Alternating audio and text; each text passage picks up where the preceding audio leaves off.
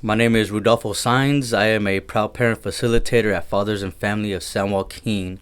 What I do is first and foremost, facilitator means I just guide the conversation. But I like to view myself as a student before anything because I learn from my groups as well as I'm instructing them.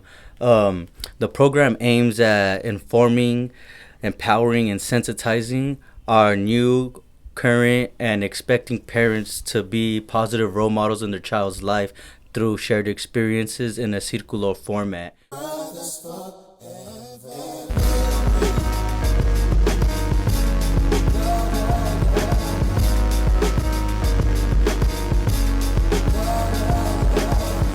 Right now I'm in a very beautiful position where I could go back into the correctional facilities that once caged me and empower these young fathers on what to expect once they are released. And it's a beautiful thing. Being in there, you have these ideals of what life is going to be like, but then reality strikes and, it's nothing like that. We come out as grown men, we have responsibilities, and we think that,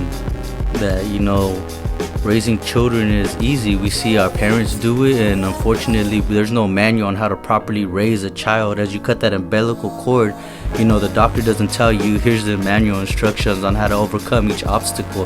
And the beauty of this curriculum is we break it down into 3 steps. The first thing is acknowledging that no one woke out of bed trying to cause harm to anyone.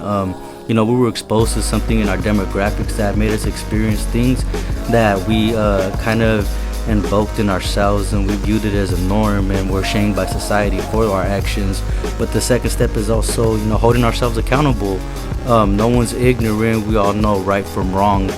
So it's holding ourselves accountable and making the adjustments needed to transform our trauma so our children don't end up in systems.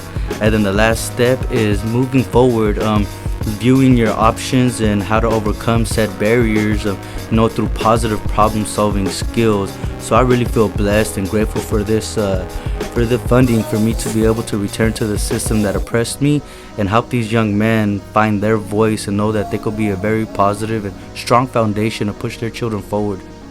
My name is Immelda Acosta, and I am a proud parent facilitator at Fathers and Family of San Joaquin. So one of the beautiful things about being a proud parent facilitator is that I'm able to go inside DJJ and facilitate these programs with these young men who are fathers, as my son is now too. And I almost can see my son in each and one of them. And it's very it's hard for me, and it's very sad.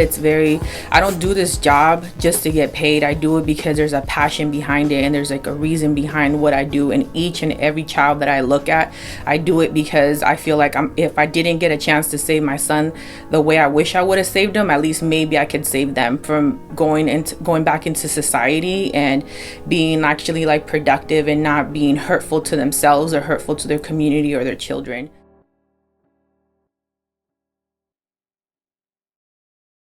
Used to just touch one number.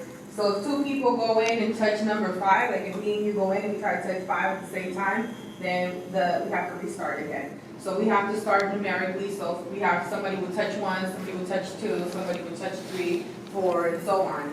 But if 2 people go in at the same time, then we have to restart the number. And now the difficult part about it is that this is a team building exercise, so there's no talking. So you can't say like, hey, I'm going in, and trying to tap it, or like, you got it, or, yeah. So there's no communication. So really, the difficult part is to try to touch each number without communicating, and then also making sure it's going in numerical number, and trying to get it done in 30 seconds. Goes in, even if it doesn't even touch, if the foot goes in and it's out, you have to restart. Who's starting? Okay, wait, let me get my timer ready. Ready, set, go.